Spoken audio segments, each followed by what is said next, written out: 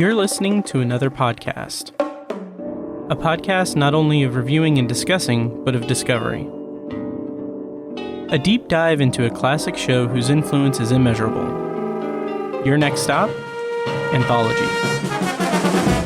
Hello and welcome to Anthology, presented by ObsessiveViewer.com. I'm your host, Matt Hurt, and if this is your first time listening, Anthology is a podcast where I review the Twilight Zone as a first-time viewer, as well as other classic and contemporary science fiction anthology series.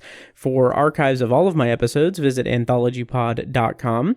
You can also like the Facebook page at facebook.com/anthologypod and follow me on Twitter at OVAnthologypod. And if you'd like to support what I do here, you can become a patron at patreon.com/obsessiveviewer, where you can get access to exclusive B-roll episodes, early access to episodes, TV and book reviews, movie reaction recordings, commentary tracks, and a whole bunch of other stuff that is spread across all three of the podcasts that I do. For more information and to sign up on Patreon, go to patreon.com/obsessiveviewer. Okay, so today on the show, I'm going to be discussing One More Pallbearer, which is the 17th episode of the Twilight Zone's third season, and it originally aired on January 12th, 1962. And as always, I will be rounding out the episode with a brief review of science fiction theater, Season 1, Episode 25, titled The Human Equation. And just so you guys know, The Human Equation is available currently on YouTube and on Dailymotion. I'll have a link in the show notes, so if you want to check that out and then give my review there a listen, feel free to do that. But just so you know, it is available out there. And of course, The Twilight Zone is available to stream on Paramount Plus and is available on physical media. So, I don't have much in the way of new business or anything, but I will say that friends of the show, Tananarive and Stephen Barnes, do have a podcast that I haven't gotten a chance to listen to yet, but they have a podcast that I just kind of recently found. It is Life Writing Podcast, Write for Your Life. Authors and screenwriters Stephen Barnes and Tananarive and guests on writing, the writer's life, Hollywood, the work-family balance, and relationships, the tools writers need to make themselves the heroes, heroines of their own story. So check that out. They have, their most recent episode was all about Jordan Peele's Nope, which just recently came out, and one of their first episodes, I think it's the fourth episode of the podcast from January, is all about their experience on writing for the Twilight Zone revival. So check that out. It's the podcast is, let me see if they have like a homepage or anything, but the podcast is Life Writing Podcast. It's distributed through Buzzsprout. So check that out. Life Writing, Write for Your Life. And congrats to Tananarive and Stephen for their podcast and everything. And I'm excited to check it out. Okay, so this episode, I'm very excited to talk about this. It is One More Pallbearer, and as I usually do, I'm going to go through all of the plot summary and everything, so be prepared for that. But before I do that, I'm going to share what I knew about the episode before I watched it for the first time. So I knew nothing. The title kind of gave me the impression that this was going to be maybe a period piece episode, and maybe it had to do with like a group of settlers experiencing a plague of some kind, or mass quantities of loss of life in their ranks, kind of similar to 100 Yards Over the Rim, that kind of thing. But I was way off, obviously. And I just kind of thought that it had something to do with maybe there were several people in a community that were dying off one by one, necessitating for one more pallbearer. But that was not the case. I also thought, kind of as a Hail Mary in my notes, I put, or maybe a ghost story of some kind, which it's neither of those. And what was interesting about it is I hadn't really heard anything about this episode. I wasn't aware of anything in terms, well, obviously, because I just read what I knew before, but like, this is an episode that feels like, as I get through my review, it feels like the type of episode that should have kind of a, it feels like it should have a following or a fandom surrounding it. It feels like maybe not a Monsters Are Due on Maple Street, or maybe not an Obsolete Man level of episode, but it seems like the type of episode that should permeate pop culture, but it hasn't really gotten under my radar. So I was very pleasantly surprised. So let me get into the review and everything. So as usual, I'm going to be reading the plot summary courtesy of The Twilight Zone: Unlocking the Door to a Television Classic by Martin Grahams Jr. By the way, Martin Grahams Jr. has a ton of other books out there about different anthology series. Like, he has one for Way Out, he has one for Science Fiction Theater.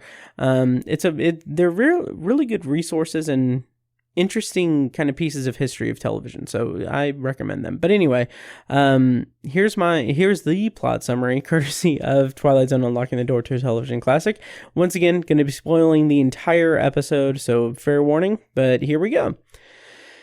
Wealthy industrialist Paul Radin funds the construction of a fake underground bomb shelter that, for all intents and purposes, is designed to fool anyone who hears the fake sound effects and sees the footage on the view screen.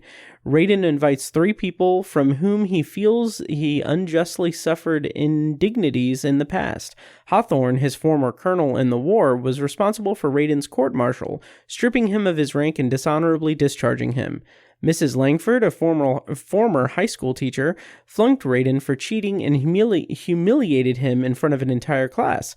Mr. Hughes, a reverend, once condemned Radin because the multimillionaire drove a young girl to suicide to achieve his goals. After Radin's history lesson and an exchange of opinions, the multimillionaire offers them sanctuary in his shelter in exchange for their unconditional apology. But none of the guests will oblige. Instead, they prefer to head for the surface to be with their loved ones. Upset because he did not receive the apology he expected, Radin's mind snaps, believing that the hydrogen bomb has dropped. He now lives in a fantasy world where he is the sole occupant.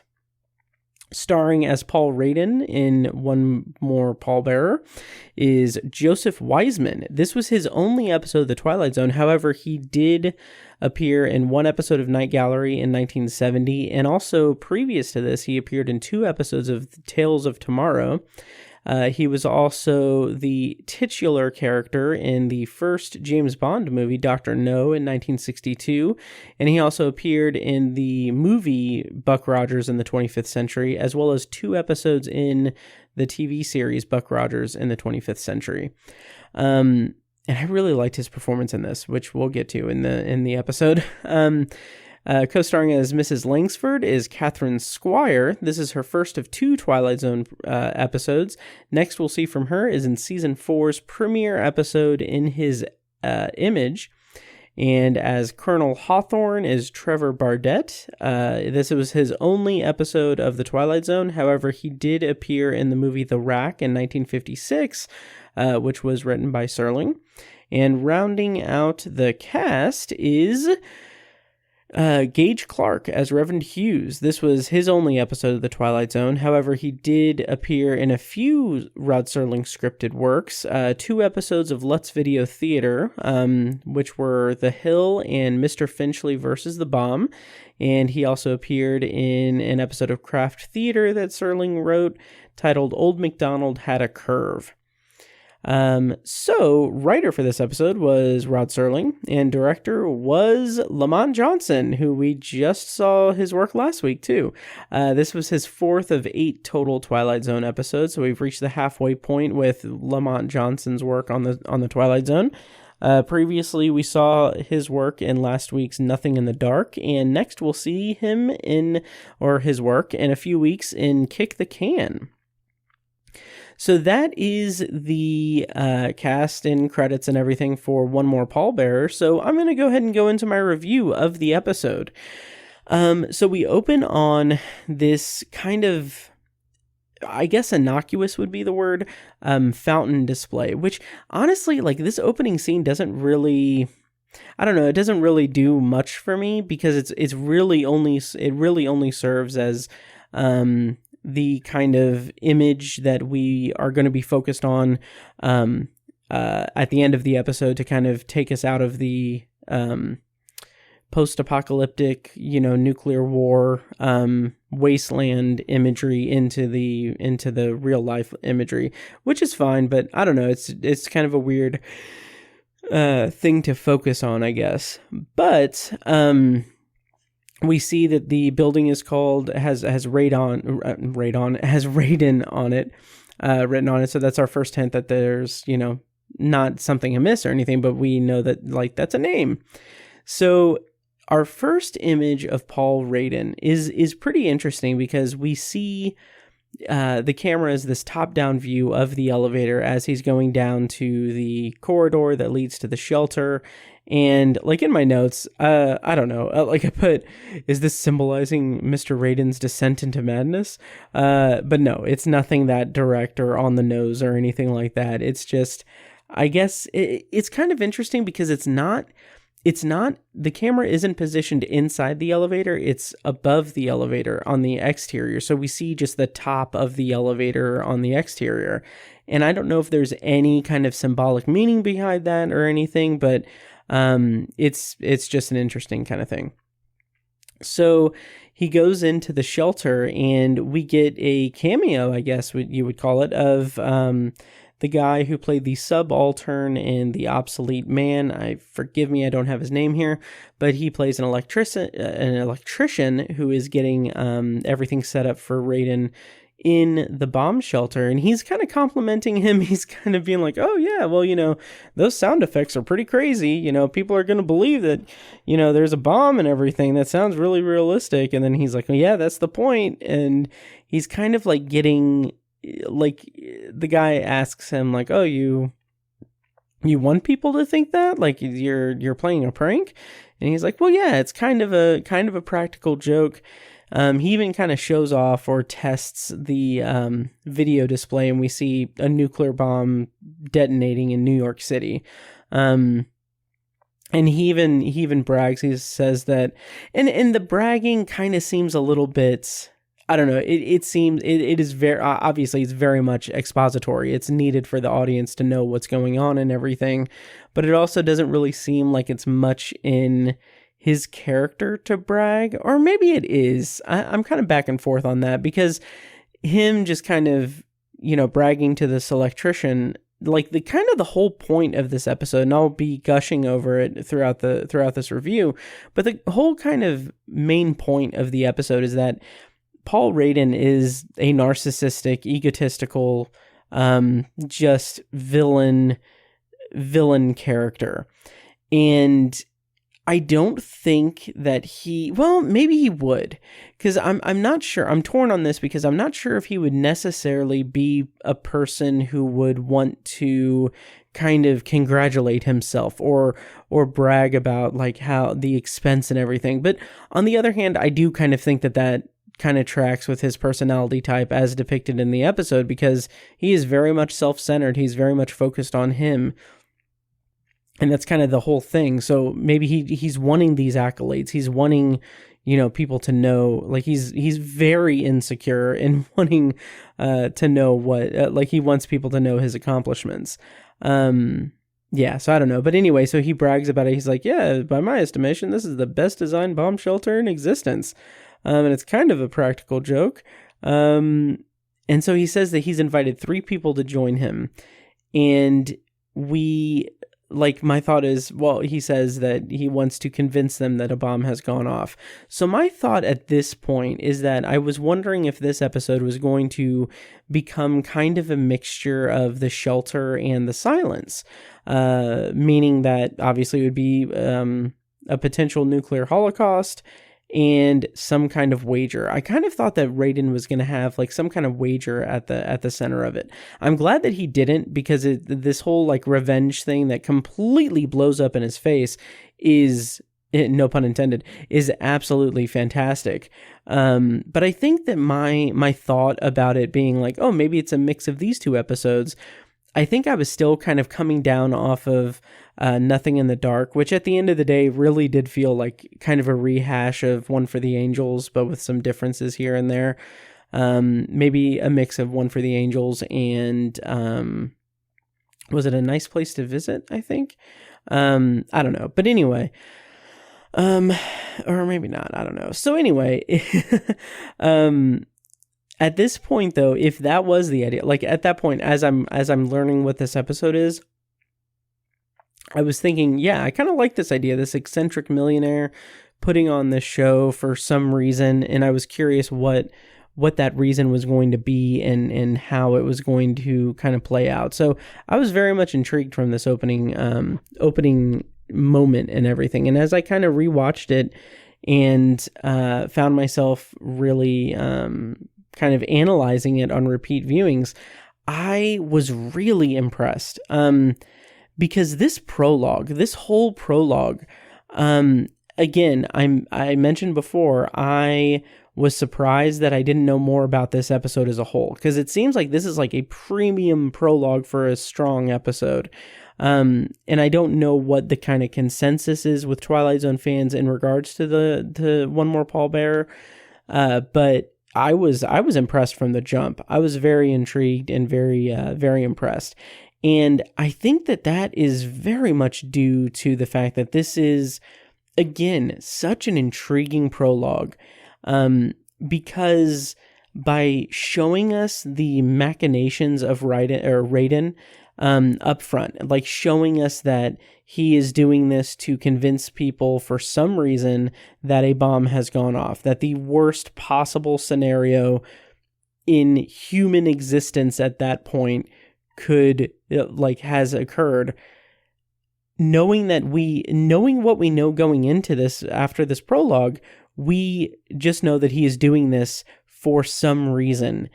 And that makes the kind of surprise factor of the episode kind of default to what his motivations are. And so the surprise factor lies in the motivations of the character. And that opens the door to the episode being this really spectacular case study in narcissism and egotism and living with just a complete lack of accountability or humility. And it's fantastic.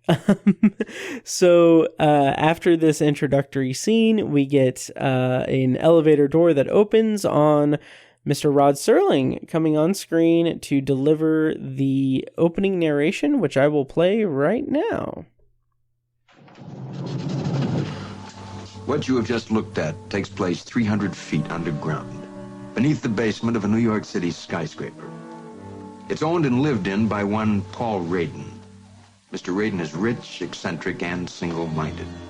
How rich we can already perceive. How eccentric and single-minded we shall see in a moment. Because all of you have just entered the Twilight Zone. All right, so after the opening narration, we get the three guests arriving, sorry, my voice cracked. And it's very ominous. It's very ominous and kind of eerie because they're kind of beckoned into the bomb shelter by the disembodied voice of Raiden through an intercom. And as they go in, first of all, the door just opens on its own. And so that's kind of ominous too. And they walk in, and the lighting of that room is just really cool. The way that it's introduced, the way that they're introduced into the scene or into the room, because each light lights up, or each seat lights up individually for each one as Raiden is talking. And as it's just this ominous disembodied voice and these lights coming on, after that, we get the reveal that like the lights come on Raiden's seat, and he's in the room, and he has the intercom right there. Like, that was such an interesting thing, and I don't know how much of this is like intentional or if it's something that I'm reading into it, but there are a couple of things about that I find really interesting. One is that it's clearly a way for him to assert dominance and control over his guests. Just from the outset, like he is wanting to demonstrate that he is in control of them and they are there because of him, and they're going to listen to him and everything. Also, and this is such a stretch, but I'm kind of curious if it's intentional, but I kind of feel like this like slow reveal of the lights on each seat as they come in, that has like a little bit of a subtext and maybe a little bit of a god complex, like kind of like, let there be light in this room where it's just going to be the four of us and everything, and I'm in control of it.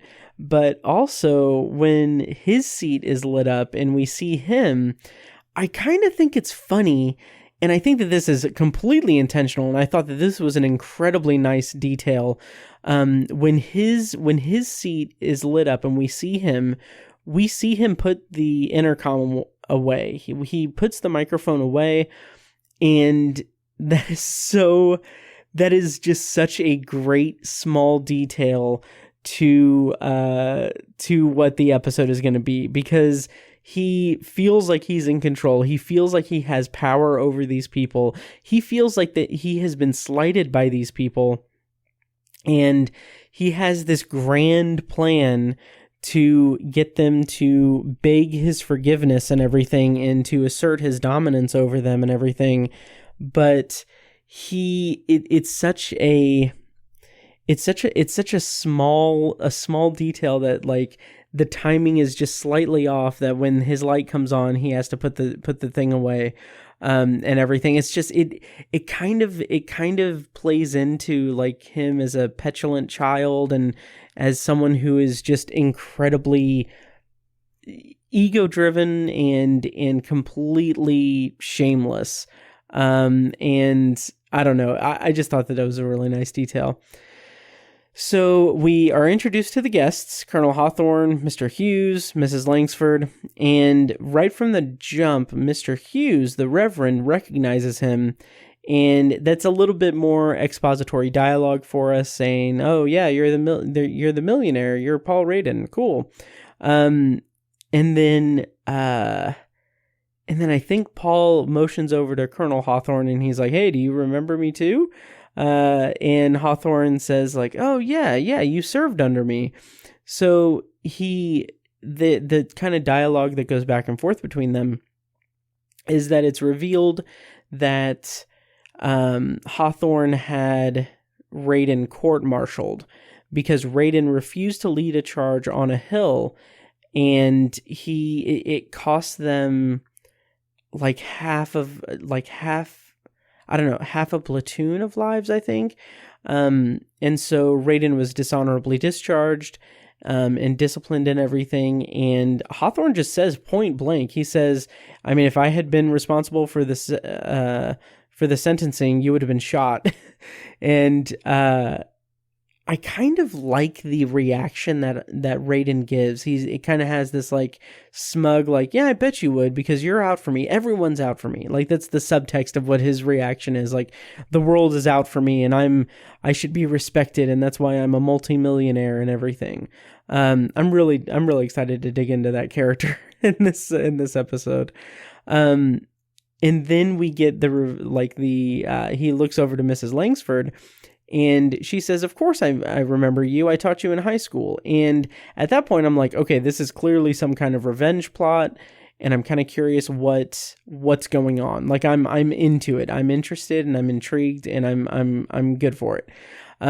So she explains that she flunked him, I think he explains that he explains, "You flunked me and you brought me in front of the whole class and you humiliated me." And I do have just a quick note about the set design in this episode. It's really good. I liked Nothing in the Dark a little bit better, just because there's a lot more detail in that episode, given the context of that setting and everything. But I do like that kind of like this big like mobile that's in the background behind Radin. It's like a giant baby's mobile. And it has this futuristic thing. And I put in my notes that I like it because it's interesting set decoration because it's futuristic. But I just realized, like, is that also kind of just a nod to Radin being this petulant child and incredibly immature and in this state of arrested development? If so, that's amazing. Like, I just thought of that right now. I'm kind of I'm kind of interested to know if that's the intention of that. But anyway, yeah, so she, I think at that point, she explains that, oh, no, she explains it later, so I'll save that for a little bit later. But anyway, Colonel Hawthorne is already kind of like annoyed with this. He kind of takes command, and he, I'm jumping around, but, he mentions that, the request wasn't a request to join him. It was more of an ultimatum, in that Raiden's like personal driver who delivered the message implied that it was a matter of life and death. Reverend Hughes says that he was interrupted at dinner and he had to run to find out what's happening. And then that's when Hawthorne starts taking charge. He's like, he just wants to get to the bottom of it. He's like, enough dilly-dallying, what's going on? And then Raiden, in this fit of impotent dominance is the best way I can describe it. He kind of tries to take command. He says he's in command here, and what I command is your attention. And he says that he's brought them there to settle old scores. And it's just amazing to me how much that just completely backfires so severely in this episode. It is such a satisfying episode in that kind of cruel twist of fate, Twilight Zone style. And it's really, really satisfying to me, because this is a character who absolutely deserves what's coming to him. He deserves to have this mental break, or he deserves to have this, he deserves to be punished by the Twilight Zone for being so just villainous and such a villain and everything. And it's not like he is like, he's someone who has had all the opportunities to not be this terrible person, but he ignores the lessons that he should be taught, or that he's being taught throughout it, because he takes offense to it and everything. It's a really rich narcissistic character. So as he is talking about how he's there to settle old scores, he starts with Mrs. Langsford, and she has his number in this episode. It is phenomenal. She's like, it's amazing. You're a millionaire 3 times over. You walk with kings, and you like know world leaders and stuff like that. And yet it's astonishing that such a man can let a high school incident fester for 20 years. And yeah, so she goes on to explain that what happened was that he cheated on an exam and was caught. And when she confronted him about it, he tried to plant his crib sheet on an innocent student. Because again, he is incapable of taking responsibility for his actions. He's incapable of recognizing when he is in the wrong. He's incapable of realizing how his actions affect others. And through this sequence, as we get to know like what has happened, what kind of things that what happened that has brought them here, like the court-martial, and then the being punished for cheating on the exam thing. It reinforces that narcissistic personality trait that Raiden has, and it's just such a rich character study in the Twilight Zone. I really like it. So Raiden, he responds to this and says, like, it's amazing that you had no sympathy or compassion for what amounted to me just being a scared boy. And again, the running theme of the episode is just a complete lack of accountability. And how he is just so egocentric that he can't find fault in his own, in any of his behavior. And I do like, one of my criticisms for this episode is that I do like how much detail they go into with the high school story, but I wish that there was more detail with the court-martial and with Reverend Hughes's backstory and everything, which I'll talk about in a bit. But those kind of get kind of brushed aside, and we get more detail with Mrs. Langsford's story, which makes sense. And honestly, that's all we really need, because we can kind of extrapolate from that how Raiden reacts to other situations in his life.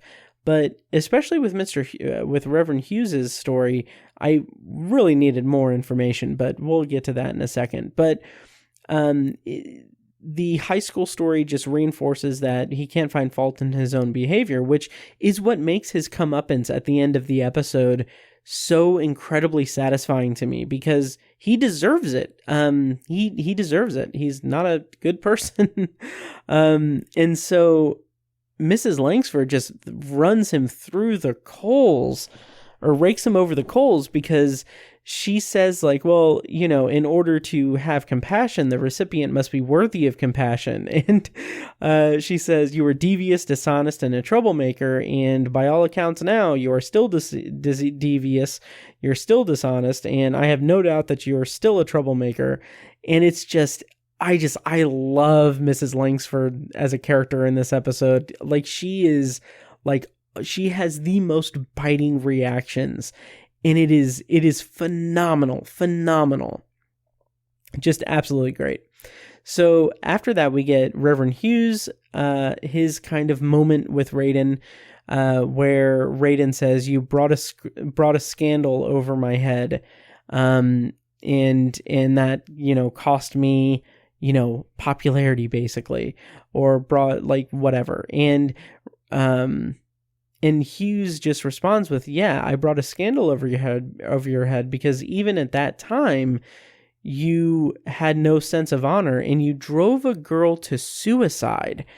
And here's probably my biggest complaint with this episode, or my biggest issue with the episode, I should say, is that story, like that piece of backstory, just really needs to be fleshed out more. Like, there needs to be more detail to that, because that is such a tantalizing line, and it is such a, just, I mean, it's a big line, and there are so many different kind of contexts that we can infer from that. I would assume that he was just kind of bullyish to her. But again, we also don't really have, you know, context for when he was, like, how old he was at that time. Unlike with the court-martial and the high school stuff, like, we know how old he was roughly in those times. We don't know when the situation with him driving a girl to suicide happened. And I really wish there was more detail there and more information, because that's such a dangling thread that needs more information attached to it. So in his kind of conversation, he kind of sees, or in their arguing, he sees that, you know, it's not really going that well. So he kind of has an outburst. Raiden does. He says, Reverend, you will go to the devil, and so will you, Colonel Hawthorne, and so will you, Mrs. Langsford. You will all go to the devil, literally. And this is when he starts his master plan, and this is when he gets the most, maybe not defiant, but the most angry, I guess. Because he is someone who is enacting this plan that he's put into motion, and he thinks that it's this devious master plan, but as we're going to find out, it's going to fail miserably, and I love it for that. I love this episode for that reason. But I will say that before, or on my first viewing, I did think, like, I kind of wish we weren't told that it was a hoax up front, but I understood why. And I put in my notes on my subsequent viewings that I was wrong in my first viewing. It is brilliant that we were told it was a hoax, because again, it puts the focus on the character of Paul Raiden and how terrible of a person he is, and all of the idiosyncrasies, all of the personality traits and everything that create that create protagonist that we do not sympathize with in his downfall necessarily, but we do sort of cheer it. I cheered it. Maybe I'm just heartless, but he kind of got what he deserved. So I don't know, but he says he kind of explains that the world's going to end tonight at midnight. There's going to be bombs dropped at 12:30 or 30 minutes later. We're going to be dropping bombs over there, and the world's going to effectively end. And basically, I alone have this shelter that will save your lives. And he says this kind of ominous line, which is where the title comes into play. But he says, "Am I to be the only pallbearer?" And I think that's really interesting, just because he's explaining that the world is about to end. And granted, it is a hoax. He knows that it's a hoax and everything, but he's stating it in such a dry, kind of matter-of-fact way, like, yes, the world is going to end. And they believe him, and their reactions are very much warranted reactions. Yeah. So anyway, at this point, I was wondering what his game plan was.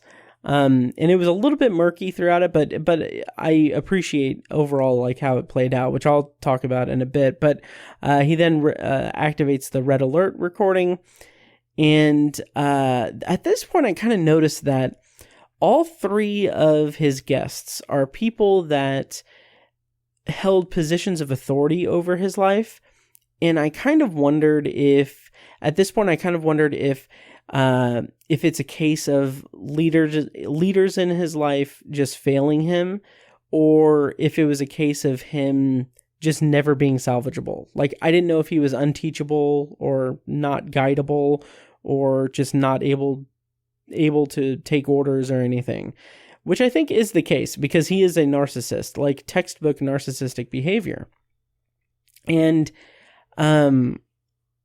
what I love most of all about this episode, and it's what we're getting into here in as I go through the review, is that I think that there is a level of brilliance, specifically in the way that Raiden enacts his entire plan. And this is a plan that has been gestating in his mind for decades at this point. And he does it all based entirely on the assumption that these three people are like him. He assumes that he will scare them deep enough so that they will beg to be included in the shelter. He assumes that they value their own lives more than anything else on the planet, and he assumes that it's all that they have. But what is amazing to me is how their immediate reaction to this is not to save themselves, is not to do this human, this cold like reaction of self-preservation. Their reaction is literally like, okay, well, we got to get out of here and we need to go die with our loved ones.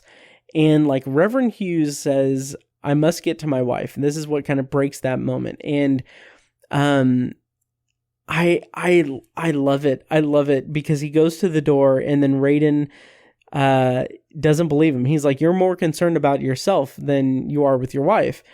And Hughes kind of reacts to that and he says, if I'm going to die, it'll be with someone I love. And I've got to say, Gage Klark gives an incredible performance in this scene because he's playing it with fear. The character is incredibly afraid at this moment, but we know that it isn't fear of the bomb necessarily. It isn't the fear that Raiden wants him to have. It's not the fear that Raiden orchestrated or anything. Instead, it is a fear that, like, first of all, it's fearing for his wife, and just the fact, and this is just so, like, it's heartwarming in a weird way, but he doesn't want his wife to die alone, and he doesn't want to die without her. So immediately his reaction is, I've got to go to my wife. Like, I've got to get to my wife. That's it. And Raiden, his reaction to this is to just kind of be like, no, that's not possible because I don't understand. Like, that's not a thing. Like, that's very theatrical, and how theatrical of you, but we all know that you really only care about yourself. Right? And he demands that he tells the truth, and then he uses like, if I say that, it would be, if it's the last thing I say, I would have left this earth on a complete falsehood. And I love that back and forth, because it just, again, reinforces that fact that Raiden doesn't and is incapable of understanding human connection and emotion. Because, again, he thinks these people are like him because his entire world is based around his perception of himself and his own experiences. He has no capacity for empathy and no capacity for accountability or anything that reflects poorly on himself or reflects negatively on himself. So he just assumes that everyone else in the world is out for themselves and has no capacity for human empathy. And therein kind of lies the tragedy of Paul Raiden, because, again, he's incapable of finding fault in his actions, and when people confront him with faults of his or admonishments of his behavior and everything, he will twist every single example of negativity that's thrown at him. He will twist it around in order to shift blame off of him and onto others. Because, again, he is only interested in himself. He assumes everyone is as cold and heartless as he is. And it's so great in terms of writing and characterization and everything. So Mrs. Langsford asks that they be let out now because maybe they can make it home in time. But Raiden, he's like, no, each one of you has attempted to destroy my life at some point. And again, that line is fantastic because it is another key insight into his psyche and his disposition, his position, his perspective, everything, because he views consequences for his behavior as attempts to destroy his life. He did not take an order from a commanding officer in the war, and people died because of it. But he was court-martialed and dishonorably discharged, and that is an attempt to destroy his life. He was caught cheating on an exam and tried to pawn off the crib sheet onto an innocent student and got caught with that and was admonished for that. But he thinks, oh no, I was just a scared kid. You had no right to tell me that what I did was bad. And he pushed a girl to suicide, and the Reverend brought that scandal to everyone's attention. And how dare he bring the actions of Raiden into the public eye. Because, that's, he's feels like he's impervious to punishment, and he's just so incapable of taking any kind of responsibility. And that's just such an interesting insight into the character.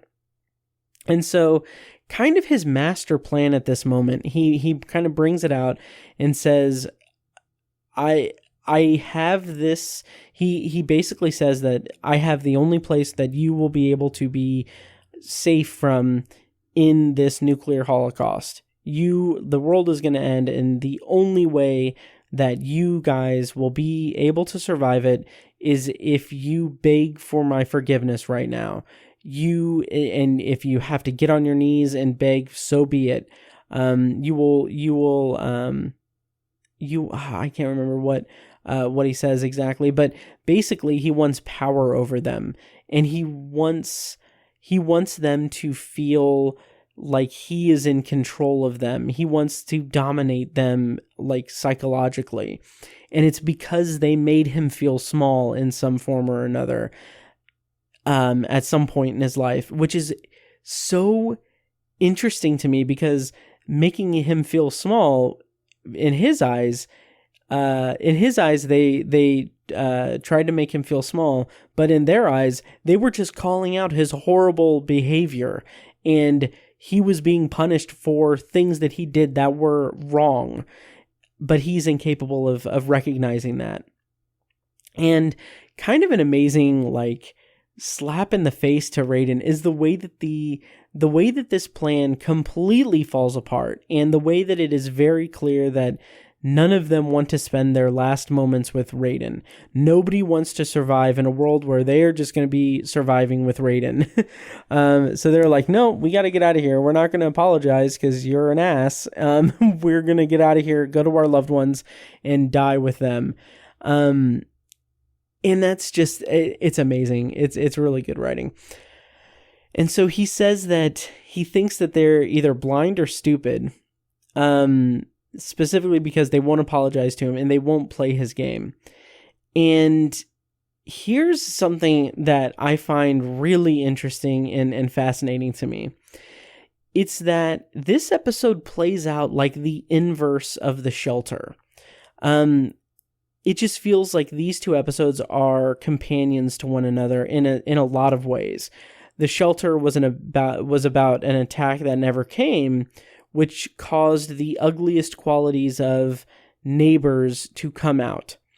And those neighbors demanded to be let into his shelter, and they were fighting for their survival. They were fighting to try to push their way into the shelter so that they could have a chance to survive.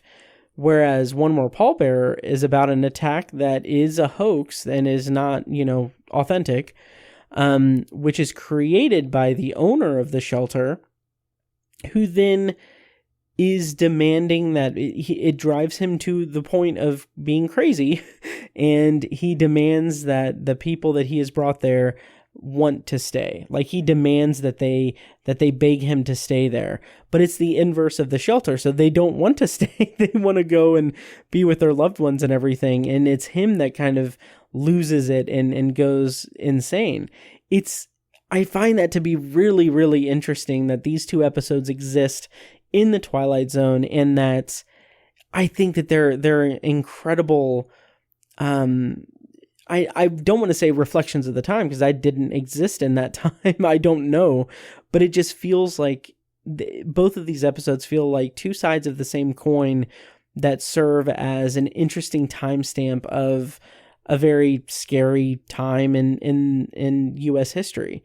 So Raiden then opens the door, and he says, like, hey, you guys will be back here in 5 minutes. You'll be back for your salvation. He goes into this just huge theatrical thing where he's like, you can either go up there and see the destruction and with your own eyes and see all the rubble and everything and the radiation and all that, or you can stay down here and watch it on my flat screen, or watch it on my projector, and see how cool it is and everything. And it is so interesting to me because he is such an ugly and hateful person, which I just, this is a complete tangent, completely unrelated, but I put Raiden as an ugly, hateful person, and that reminds me of The Simpsons. There's a line where Ned Flanders is going, kind of losing his cool and like yelling at everyone, and he looks at Moe and says, "You are an ugly, hate-filled man." And Moe says, whoa, I may be ugly and hate-filled, but what was the last thing you said?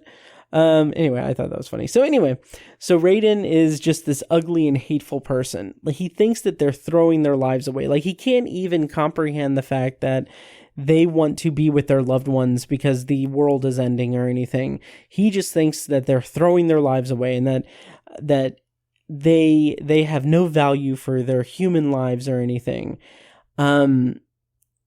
And it's so great because, again, he's a narcissist who lives in a fantasy world.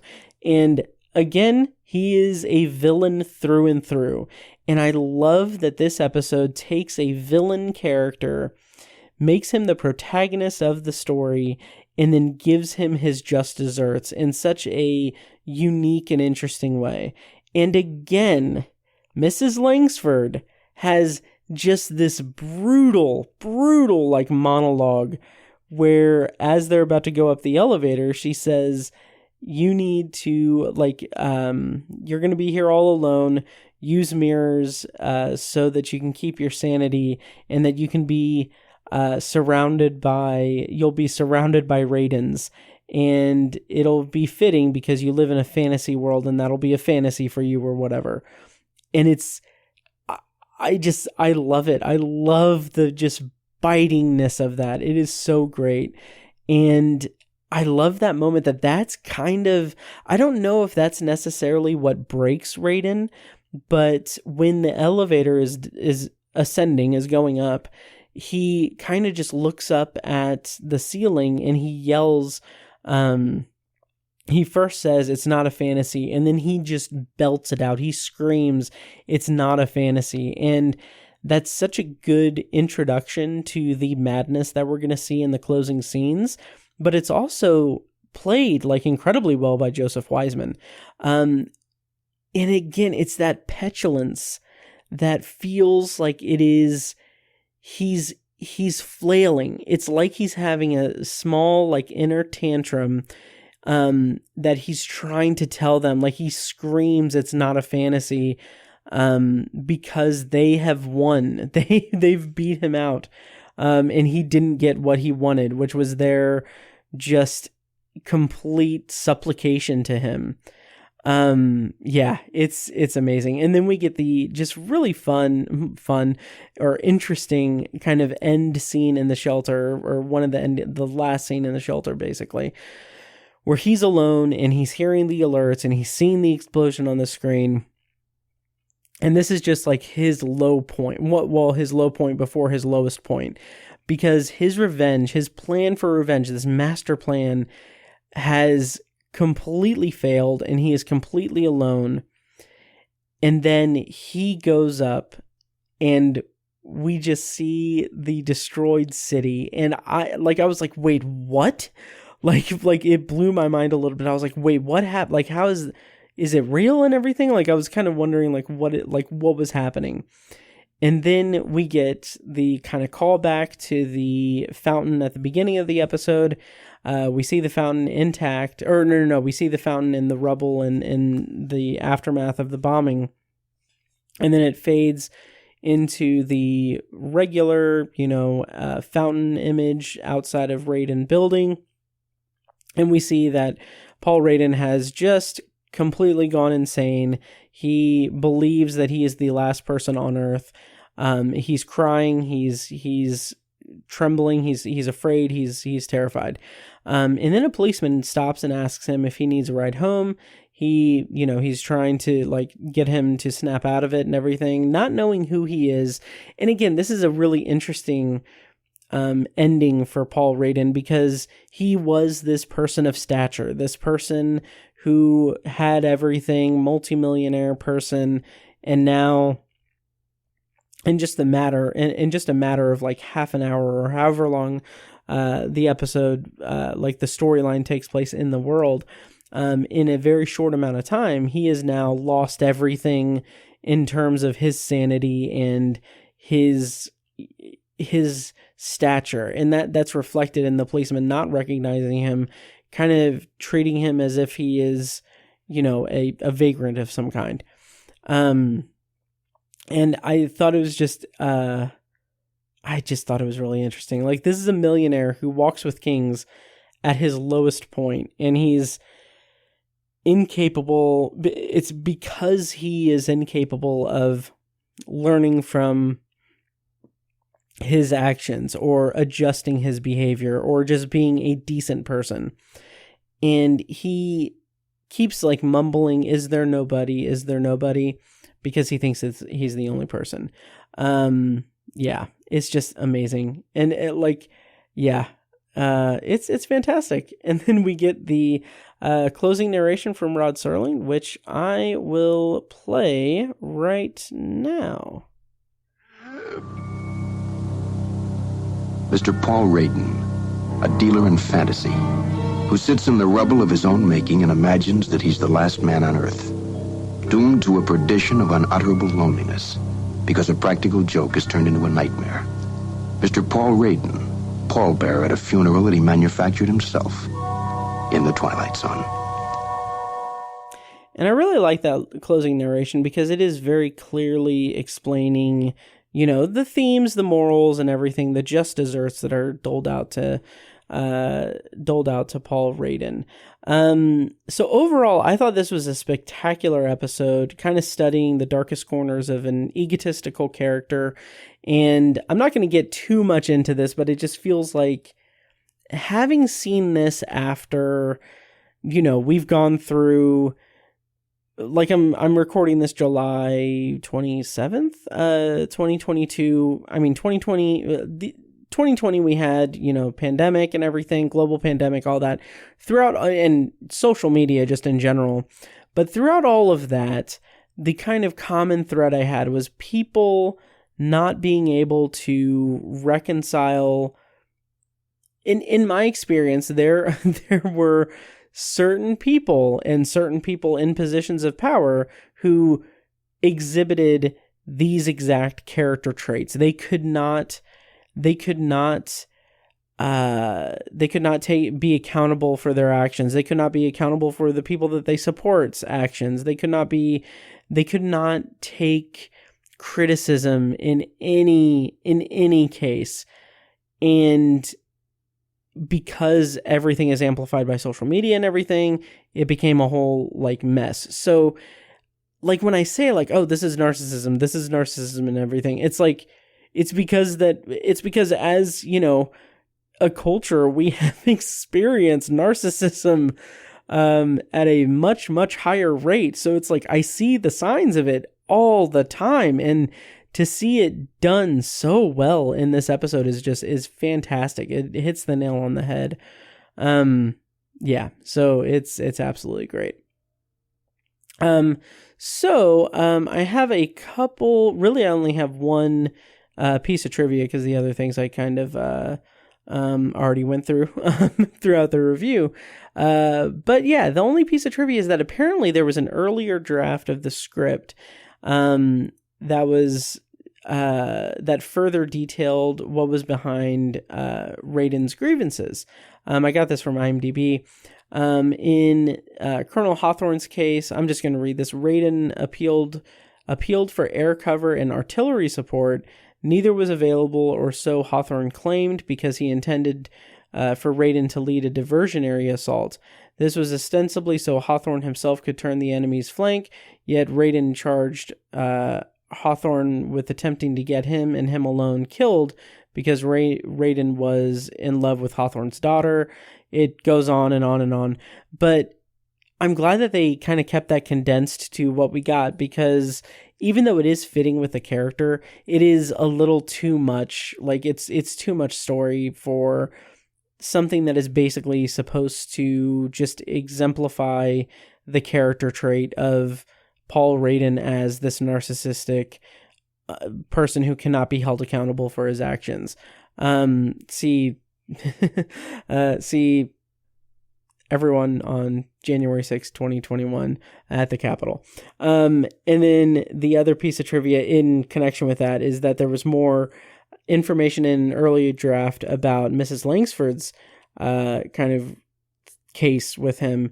I'll read this as well. She and Raiden's mother were close friends for many years until Mrs. Langsford fell in love with Paul's father, who turned her down to marry who would become Paul's mother. Because she hated Paul's mother, or so Raiden claims, Mrs. Langsford seized every opportunity which presented itself to create misery for Paul. Such included rigging the fateful exam, which, according to Raiden, she actually wanted him to cheat on just for the petty thrill of catching him in the act. Yeah, and apparently he also says that the quote unquote innocent student that he tried to frame was actually the school bully, and he was doing something good. For the greater good and everything. But then apparently in this earlier draft, he pulls a gun out and shoots all of them dead just before the fake Armageddon happens. which is a really weird, like, I'm surprised by that. Like, I don't know how well that would track. Like, I don't know how well that would play out with it, but but I'm glad that it was, reworked and revised and everything and rewritten.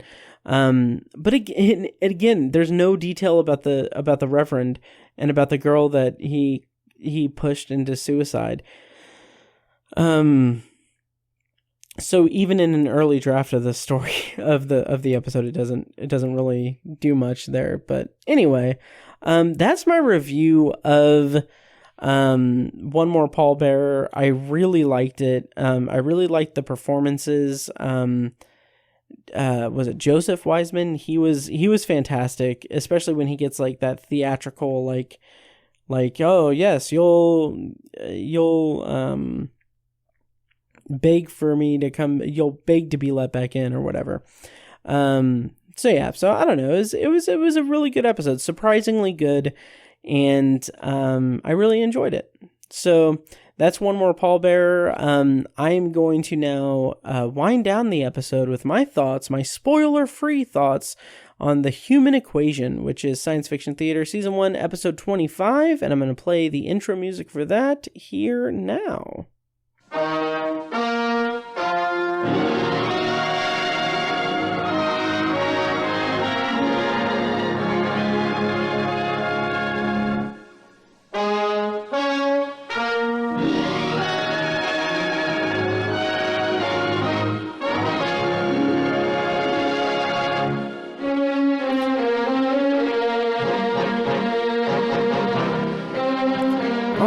So The Human Equation originally aired on October 15th, 1955, and it stars MacDonald, Carey, Gene Byron, and Peter Adams. It was directed by Henry S. Kessler and written by Norman Jolly, and I'm going to read the plot summary courtesy of IMDb.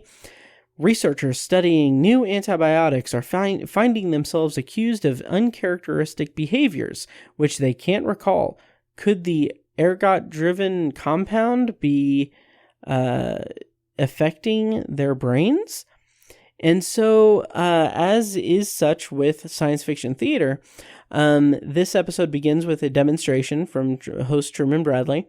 He does two different kind of scientific things, or he, not really scientific things, but he does two demonstrations. One is that he has this telephone switchboard that like operators back then used to connect calls and everything. And he demonstrates what would happen if the lines were crossed. Like he says, he pulls two cords out and he says, this line is a man talking to his fiance, and this line is a man talking to his business partner or something. But when we pull them out of the switchboard, they lose the calls. But what if we put them back in the wrong spot so that this man is no longer talking to his fiance and this businessman is no longer talking about something business related? These wires are crossed. And then he furthers that demonstration, or he furthers that prologue moment with a kind of more entertaining kind of demonstration, for lack of a better word. There's a neon light, and he short circuits it with with a screwdriver, and it causes a fire to break out and run through the wires. And so he kind of leaves us on that, leaves the prologue on this kind of thought that what if our brains could short circuit, or what if our brains wires get crossed? What could happen? And so basically this episode it's pretty solid. It's fine. It is about these people who are being, like the synopsis says, are being accused of things that they don't remember occurring, and confused with, or being they're being held accountable for actions they have no memory of. And a lot of it is just wildly erratic behavior, violence. There's one character who goes to prison for, I think it was a murder. Yeah, it's pretty intense. And so kind of the whole episode is trying to find the truth behind that. And I'm not going to really give anything away. Although I will say that there was this kid in this episode that his mother says, like, now that your father's gone, you need to be the man of the house and everything. And then he says something that I'm just like, oh my God, that's so sweet. Oh, that's what it was. In another scene, he walks up to her because she's upset over something. And he says, do you want to talk about it? And she says, what? And he says, well, whenever I'm sad, you tell me, you ask me if I want to talk about it. And since I'm the man of the house now, I thought I would ask you if you want to talk about it. And I was like, oh my God, that is so sweet and sad and real. Like, that was really good. And it's really kind of funny because we had, like, it's pretty good child acting from the actor playing the kid, which is funny because in a previous episode, I don't even remember, a few weeks ago, I think, or a couple of weeks ago, the child acting was not good. It was the strange people at Pecos. Anyway, so I won't really give away much, or I won't really give away anything. They do kind of determine that it has maybe something to do with the antibiotics that are being made, that were being manufactured, and it's kind of an interesting switch around, I guess, because the episode kind of leads you to believe, at least from the outset, it kind of leads you to believe that it's a competing scientist who wants the glory of a scientist's work, it's implied that there's like a frame that he framed him somehow. But it's an interesting, like, sort of red herring, I guess. But the kind of interesting thing that I want to get at here is that apparently, I haven't really verified this, but after the episode, Truman Bradley comes back on and he says something like he usually does at the end of the episode. He says, like, this story was a work of fiction, but it could, science is working on this and everything, so it could be true. But he says, like, this was a work of fiction, but there is something. There are devices, there are implements that can be used or taken, supplements that can be taken that can alter your brain chemistry and stuff. And one such thing is called LSD, and it'll make you crazy and insane and everything, and be aware of it or whatever. And I haven't verified this, but I think, judging from a review that I saw online, so it's I don't really have a good citation for it or anything, but apparently this was the first mention of LSD, like, by name in media anywhere. So I think that's kind of interesting. But yeah, overall it was a solid enough episode. It was fine. Yeah, I don't really have much else to say about it. Like I said, it is currently, as of this recording, available on YouTube and on that Daily Motion website. So I'll put links in the show notes if you want to check it out. But it's pretty cool. It's a pretty solid episode. They kind of go through some of the science stuff isn't as engrossing as some of the previous episodes were. But it was still a pretty okay episode. And I've got to say that I am going to be. So that's the end of the episode. Thank you guys so much for listening and everything, of course. But I'm going to be kind of sad because next week I'm not going to be covering an episode of Science Fiction Theater because we have a big episode of Anthology coming up. Next time on the show, I'm going to be reviewing episode 18 of Twilight Zone Season 3. The episode title is Dead Man's Shoes. And what's interesting about this is that this episode has a remake from the 1985 Twilight Zone revival called Dead Woman's Shoes.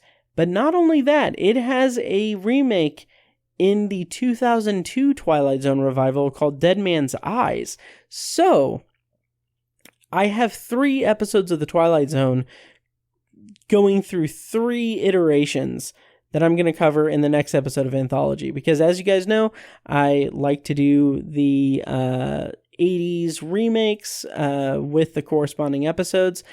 And I'm very excited because this is literally the only episode of The Twilight Zone to have a remake in the 80s show and the 2002 show. Which makes me kind of wish that they would have remade it for, for Monkey Paw's Twilight Zone revival, but that's fine. It's fine. So look forward to that. I'm going to try to hopefully get that episode out next week because I've been trying really hard to get to release weekly for you guys. So hopefully I can get that. I can keep that going. But I will say that the way that I do these episodes where I review remakes of specific episodes, in addition to the main episodes, is that I record each review separately. So I'll watch Dead Man's Shoes, I'll record my review of Dead Man's Shoes, and then I'll watch Dead Woman's Shoes, and then I'll record that segment, and then I'll watch Dead Man's Eyes.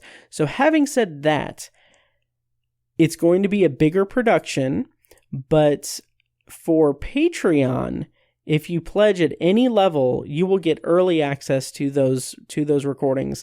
Because once I finish my Dead Man's Shoes review, I'm going to edit it, get it prepped and everything for the full episode, and I'm going to throw that on Patreon for early access. So another kind of incentive, and then of course I'll do that with Dead Woman's Shoes and Dead Man's Eyes and everything. So if you're interested in checking out Patreon, that's another incentive. So patreon.com/obsessiveviewer. Once again, thank you guys so much for listening, and let me know what you thought about One More Pallbearer and about science fiction theater. But yeah, I'll be back next time with a big episode. But until then, thank you guys for listening, and I'll see you in the next episode. And now, enjoy this short clip from our Patreon-exclusive RSS feed. For the full clip and more exclusive Patreon content, such as early access to episodes, TV, book, and movie reviews and reaction recordings, commentary tracks, and Patreon potpourri episodes, go to patreon.com/obsessiveviewer and become a patron at the minimum rate of $1 per month. Thank you and enjoy. And I'm not a huge action movie person, even though, Sure. I mean, it is like Pixar, but I'm mostly excited for the little orange cat sidekick. Yes. Because it reminds me of my little orange cat, Clarence. Little Clarence, the special little boy. Yes. Jess has a cat named Clarence, and I'm his best friend. Yep. Well, really, a boy's best friend is his mother. but yeah, he's such an adorable little kitty. He's so the nicest cat. He's so freaking nice.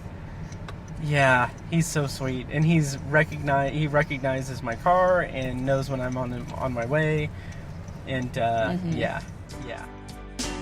This podcast was edited and produced by Matt Hurt and presented by ObsessiveViewer.com. You can find links to all of our shows at ObsessiveViewer.com/podcasts. For exclusive bonus content, including reviews, commentaries, and B-roll episodes, you can subscribe to our Patreon at patreon.com/obsessiveviewer. Thank you so much for listening, and we'll see you in the next episode.